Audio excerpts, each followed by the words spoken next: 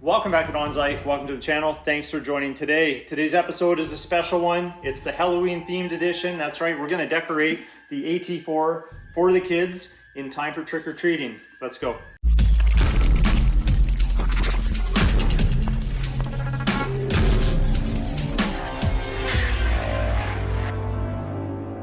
So let me first tell you how this idea came about. So it's not an original idea. A friend of mine sent a picture of somebody that put some jack-o'-lanterns on their pod lights, and he said, you should do it. And I agree, I think it's a great idea. I'm gonna be home for Halloween, wanting to have some fun with the kids. Some of the kids in the neighborhood know that I have a YouTube presence, and sometimes they have come to the door for things like Halloween and asked, is this where the YouTuber lives? So it's kind of cute. Why not get back to the kids a little bit? And I was thinking about it. I've got the pod lights, I can do the jack-o'-lantern, so we're gonna do that. I have the light bar with the orange DRL, so I could have that running. I have the rock lights, which I could illuminate all orange. I have the interior lighting, which I could put an orange theme or whatever Halloween colors I see fit. I've got some other decorations I could add on. I think we could have a little bit of fun with it. It's just for fun, it's for the kids. Obviously, I'm not gonna drive around with all this gear on here. That would probably be illegal. But you know, maybe I could do a lap around the block. We'll see. But anyway, let's get started on figuring out how these jack-o'-lanterns that I found are gonna fit on these pod lights. The ones that I picked are just from like a dollar store. We call it the dollar store here. You might have Dollar General, that type of thing. Some of them have removable tops. I couldn't find any. I think that would be easier. And then I could just use the bolt here and put these on.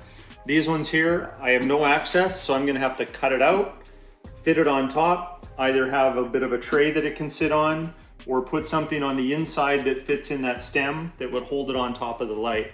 Either way, I'm sure we can figure it out, so let's go.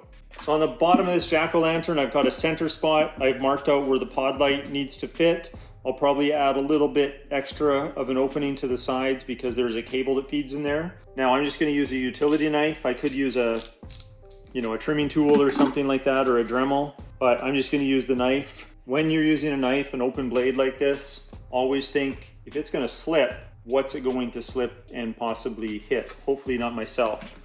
So I always prefer to find a way to cut away from myself. So if this slips, I'm not gonna hurt myself. And I'm just gonna score it so I have an edge that I can follow later. This doesn't have to be perfect,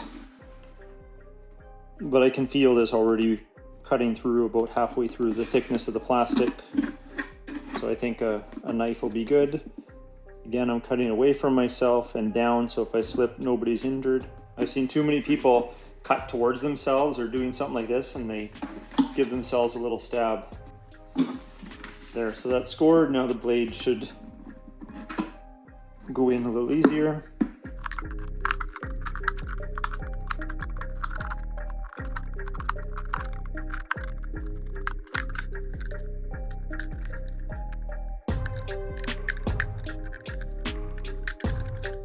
Okay, we got our opening. Let's see if it fits. I made it so I have to put it on sideways and then twist it. So you can see it kind of slops around a little bit, so we'll have to address that.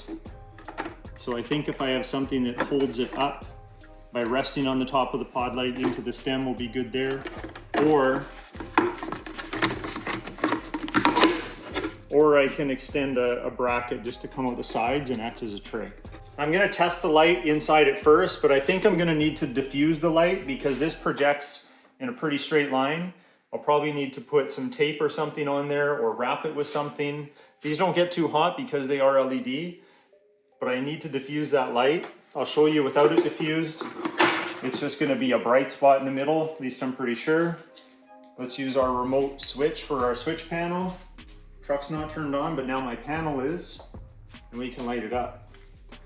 So you can see it's got a bright spot there. We don't want that. We want this to glow a lot more. So we're gonna have to diffuse that light so it's spread a little more evenly.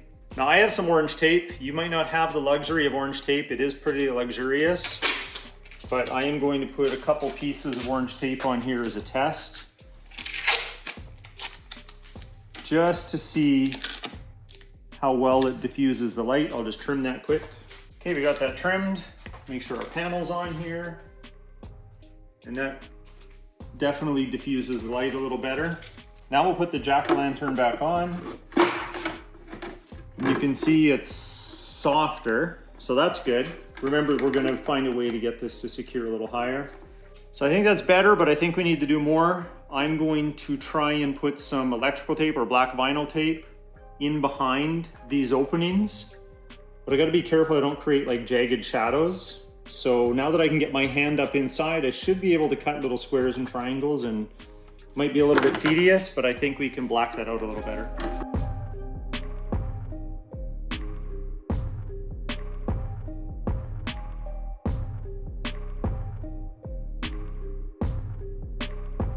All right, I got some electrical tape in there.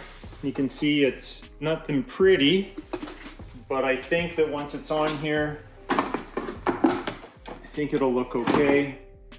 Now there are going to be some areas where it's going to be jagged and show a little bit of a shadow, but I think in the grand scheme of things we'll be okay.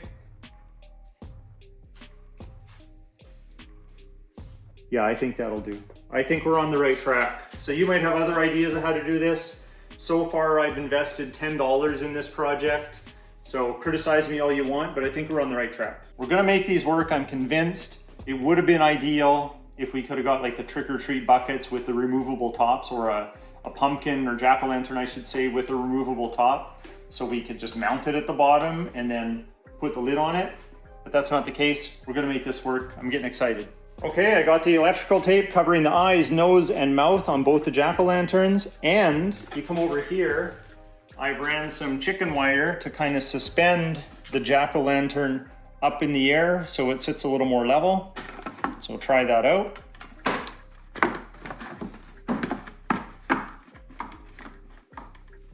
There we go. So they're suspended there. I can nudge them a little bit and they're kind of suspended. I kind of like this actually because I didn't have to undo any brackets or bolts, and they're just both planted on there. I turn them 90 degrees, pull them off, put them back down, turn them. I'm gonna leave this as is for tonight because it's nighttime outside. I'm gonna go to the store tomorrow once it opens, get a few more things just to get a little more creative, and then we'll see what I come up with and I'll reveal it tomorrow. And then I'll have to hold on to it all for a couple weeks, keep it safe, and then decorate it again for the kids.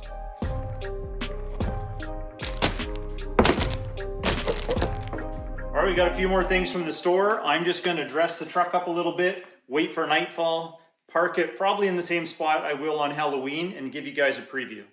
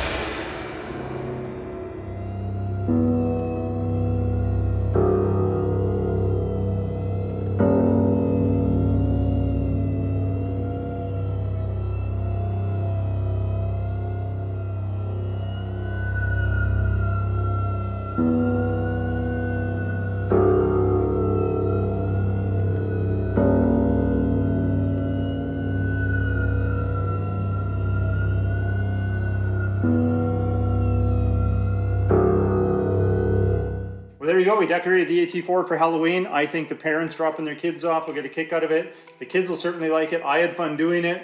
Maybe this will inspire you to decorate your own vehicle. But if you like today's video, hit that like button. Please consider subscribing, and we'll talk to you next time.